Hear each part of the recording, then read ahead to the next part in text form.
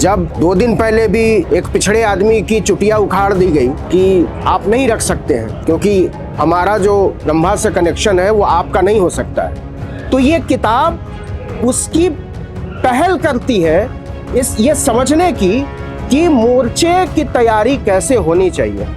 तो जब तक कि हम ये स्वीकार नहीं करेंगे कि जाति है और जाति के आधार पर शोषण है, तब तक हम लोग शायद अनकॉन्शियस माइंड में संविधान को एक्सेप्ट करने की स्थिति में नहीं रहेंगे। तो ये किताब जो है, जो लक्ष्मण ने लिखी है, वो दरअसल संविधान के उसूलों को बचाने की लड़ाई का एक हिस्सा है। तो जैसे ही आप जाति की बात करते हैं, वैसे ही फिर सबसे जो बुनियादी सवाल उठता है वो ये उठता है कि कौन कितना है, किसका हिस्सा कौन खा रहा है। इस देश में अगर गाय की गिनती हो सकती है, भेड़ों की गिनती हो सकती है, अभी 2 साल पहले पता चला कि हाथियों की संख्या कम हो गई है, उसको लेकर बहुत बवाल मचा। चीतों की संख्या की जब गिनती हुई तो पता चला नामीबिया से चीते मंगाए गए बढ़ाने के लिए। तो हमारी चिंता ये है कि किस जानवर की संख्या कम हो जा रही है और कैसे उसको बढ़ाया जाना चाहिए। देश के सबसे बड़े वकील लड़ रहे हैं कि कुत्तों का अधिकार कितना होना चाहिए, कितना नहीं होना चाहिए। तो एक जज साहब ने कहा कि हमने आज तक 14 साल के करियर में इंसानों के अधिकार पर इतनी लंबी और इतनी तफसील से बहस नहीं सुनी। ये सुप्रीम कोर्ट के रिकॉर्ड पर है, मैं अपनी मनगढ़ंत बात नहीं कर रहा हूँ। तो अगर सुप्रीम कोर्ट के रिकॉर्ड पर यह बात आ गई है कि इंसानों के हक से ज्यादा कुत्तों के हक की बात इस देश की सबसे ऊंची अदालत में इस देश के सबसे ऊंचे वकील इस देश के सबसे ऊंचे जजों के सामने कर रहे हैं, तो हम लोग तो सबसे नीचे धंसे हुए, धरती से नीचे धंसे हुए लोगों की बात कर रहे हैं। हमारी कोशिश तो केवल इतनी है कि वो धरती से ऊपर तो नजर आए। तो ये किताब मेरे ख्याल में न केवल छात्रों को पढ़नी चाहिए, न केवल सामाजिक न्याय के लोगों को पढ़नी चाहिए, बल्कि जो लोग पॉलिसी फ्रेमवर्क बनाते हैं, जो लोग नीति निर्माण करते हैं, उनको खास तौर पर इन किताबों पर और इस किताब पर गौर करना चाहिए कि कैसे सोच रहे हैं इस देश के वो लोग जिनको लगता है कि उनकी आवाज पहुंचती ही नहीं है। से ज्यादातर लोग नवीन कुमार जी को पहचानते होंगे, तब से भी जब वो चैनल पे थे और वहां से ललकारते थे, और अब जब आर्टिकल 19 पर लोकतंत्र और आम जन के हक हुकूक के पक्ष में अपनी बात रखते हैं और लगातार एक योद्धा की तरह सत्ता के सामने खड़े हैं, मैं बहुत सम्मान के साथ उन्हें आमंत्रित करता हूं कि इस विषय पर और इस किताब पर अपनी बात रखें। नवीन कुमार। शुक्रिया आशीष।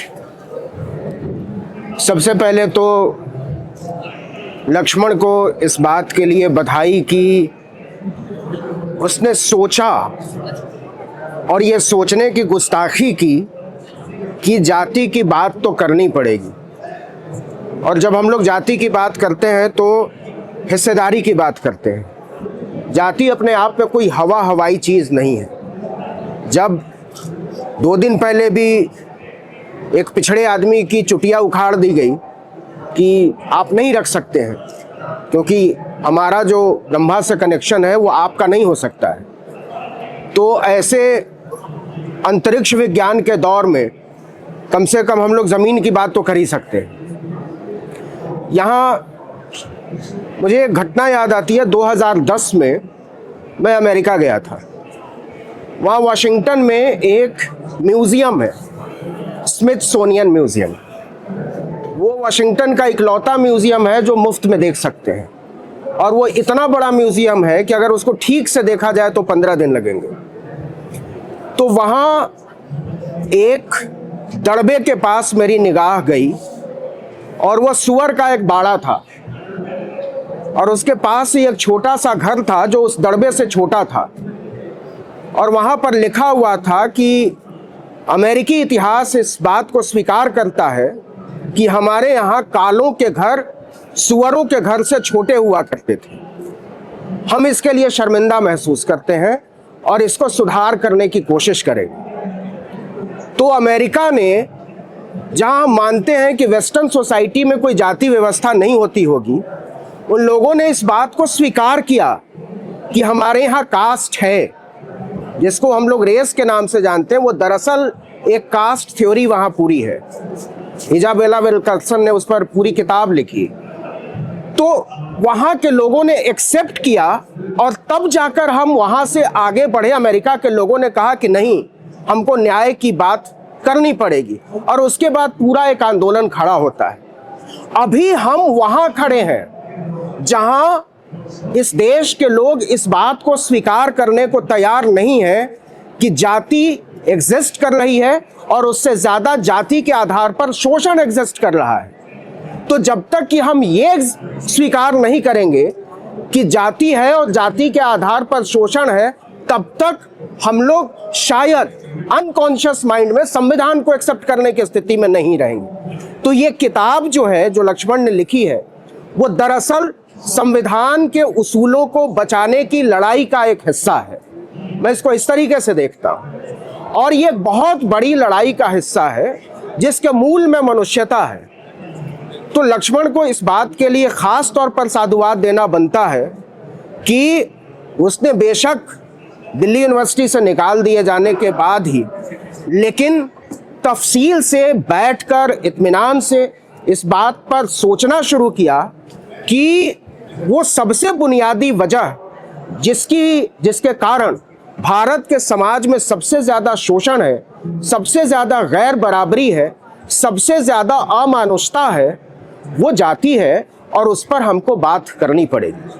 तो जैसे ही आप जाति की बात करते हैं, वैसे ही फिर सबसे जो बुनियादी सवाल उठता है वो ये उठता है कि कौन कितना है, किसका हिस्सा कौन खा रहा है। क्योंकि एक मिथ फैलाया गया है पिछले बहुत सारे वर्षों में, और ये मिथ उस संख्या के आधार पर है जिसमें यह कहा जाता है कि पिछड़े वर्ग का हिस्सा ये 2-3 तबके के लोग खा जा रहे हैं, जिसमें यह फैलाया जाता है कि क्रीमी लेयर की वजह से बड़ा नुकसान हुआ है, जिसमें यह फैलाया जाता है कि दलितों के इस तबके का हिस्सा ये 3 जातियां खा जाती हैं। यही आदिवासियों के साथ है। लेकिन जब बिहार में तफसील से जातीय सर्वे हुआ, जो इस देश का आज़ादी के बाद पहला विस्तृत जातीय सर्वे है, जब उसका डेटा सामने आया, तब लोगों को पता चला कि यह सब फर्जीवाड़ा है। तो बिहार जो एक बहुत छोटा हिस्सा है इस देश का, अगर उसके सर्वे से इतनी सारी बातें निकलकर आ सकती हैं। मणिपुर में मैतेई और कुकी का जो झगड़ा चल रहा है, क्या वो जातीय संघर्ष नहीं है? जिस तरीके से असम में मियाँ तबके के खिलाफ लड़ाई चल रही है, बांग्लादेशी के नाम पर लड़ाई चल रही है, पश्चिम बंगाल में एक लड़ाई चल रही है मतुआ समुदाय के नाम पर, ये कैसे पता चलेगा कि किसकी लड़ाई कितनी ज़रूरी है और किसकी लड़ाई प्राथमिकता में आनी चाहिए? तो ये किताब उसकी पहल करती है ये समझने की कि मोर्चे की तैयारी कैसे होनी चाहिए। तो ये किताब मेरे ख्याल में न केवल छात्रों को पढ़नी चाहिए, न केवल सामाजिक न्याय के लोगों को पढ़नी चाहिए, बल्कि जो लोग पॉलिसी फ्रेमवर्क बनाते हैं, जो लोग नीति निर्माण करते हैं, उनको खास तौर पर इन किताबों पर और इस किताब पर गौर करना चाहिए कि कैसे सोच रहे हैं इस देश के वो लोग जिनको लगता है कि उनकी आवाज़ पहुंचती ही नहीं है। मैं तो मीडिया का स्टूडेंट हूँ, बहुत साल मैंने टेलीविज़न में काम किया, और एक आज को छोड़कर देश का कोई ऐसा बड़ा हिंदी का टेलीविज़न चैनल नहीं है जहां मैंने काम ना किया हो। और वहां मुझे ये कहने में कोई हिचक नहीं है कि टेलीविज़न के जो चैनल हैं वो जातीय गिरोह हैं, वो गिरोह की तरह काम करते हैं, वो न्यूज़ मीडियम की तरह काम ही नहीं करते हैं। तो अब ये समझ में तो आए कि अगर हिस्सेदारी की बात होगी, और जब हिस्सेदारी की बात होगी तो समझदारी की बात होगी। बिना आप ये उम्मीद कर रहे हैं कि बिना हिस्सेदारी की बात किए आप समझदारी की बात कर लें, तो ये होने वाला नहीं है। तो ये जाति जनगणना नाम की जो किताब है, इसमें वो बारीकियां तो हैं ही जिनसे हमको ये समझ बनाने में मदद मिलती है कि पेंच कहाँ है, वो मिथ, वो भ्रम क्या फैलाए गए हैं। अली अनवर साहब ने लिखी थी किताब पसमानदा महाज पर, और उसको जाति से जोड़ते हुए, वो अपने आप में एक बहुत इंपॉर्टेंट कंट्रीब्यूशन था। और उसके बाद ये जाति जनगणना जो एक विस्तृत फलक पर बात करती है, तो कम से कम जो अच्छी बात है वो ये है कि खुलकर बात हो रही है। लेकिन इससे पहले तो हम लोग यही समझते थे कि जाति जनगणना का मतलब कुछ जातीय समारोह और जातीय सम्मेलन होते हैं और उसके आधार पर हम मान लेते थे कि ऐसे ऐसे गिनती हो जाती थी, सम्मेलन में लोग गिनती कर लेते थे और जो जितना बता देता था उतनी गिनती हो जाती थी। बिहार में जब जातीय सर्वे हुआ तो पता चला कि किसकी वास्तविक कितनी तादाद है और इससे आप देखिए कि बहुत ज्यादा फर्क पड़ा। उसका पॉलिटिकल कल्मिनेशन बहुत भयानक ढंग से हुआ। उत्तर प्रदेश में जिस दिन हो जाएगा, मध्य प्रदेश में जिस दिन हो जाएगा, राजस्थान में जिस दिन हो जाएगा, उस दिन समझिए कि लाल कालीन के नीचे से जो बजबजाहट निकलेगी उसका सामना करने के लिए हम लोग तैयार हैं कि नहीं, मेरी चिंता ये भी है। तो लक्ष्मण ने बहुत हिम्मत करके, बहुत साफगोई के साथ, बहुत समझदारी के साथ और एक इंटेलेक्चुअल डेटा इनपुट के साथ एक मुकम्मल किताब लिखी है। इस किताब को पढ़ा जाना चाहिए, समझा जाना चाहिए और इस पर बहस की जानी चाहिए। गांव में, चौराहों पर, लोगों के बीच, आम जनों के बीच जो एक सबसे बड़ा भ्रम है जाति जनगणना की जब हम लोग बात करते हैं, वो उसमें ये कहा जाता है कि जाति जनगणना की बात करने वाले लोग दरअसल कुछ जातियों के विरोधी हैं। ये निहायत बकवास बात है। इससे झूठी, इससे फर्जी, इससे मनगढ़ंत बात कोई हो नहीं सकती। हम केवल इतना कह रहे हैं कि अगर सचमुच में हम लोग मानवता के पक्ष में खड़े हैं, हम लोग बराबरी के पक्ष में खड़े हैं, हम लोग न्याय के पक्ष में खड़े हैं, हम लोग संविधान की व्यवस्था के पक्ष में खड़े हैं, तो उसकी सबसे बड़ी जरूरत है कि गिनती करो। इस देश में अगर गाय की गिनती हो सकती है, भेड़ों की गिनती हो सकती है। अभी 2 साल पहले पता चला कि हाथियों की संख्या कम हो गई है, उसको लेकर बहुत बवाल मचा।